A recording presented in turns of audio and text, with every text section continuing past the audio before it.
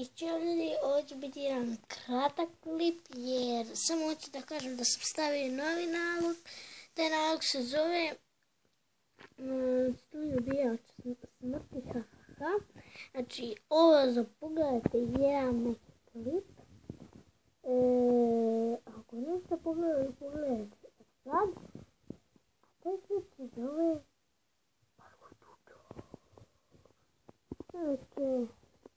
ovo ništa, sada mi trebate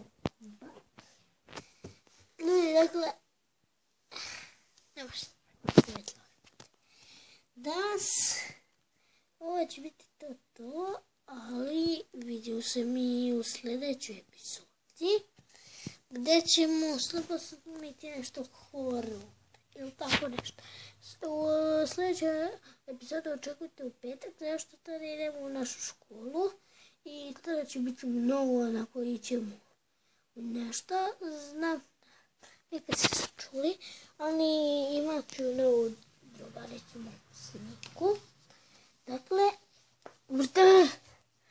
posledite moj kanal i ti obavezno Muđa posjeti i nek mi napiše komentar. Muđa.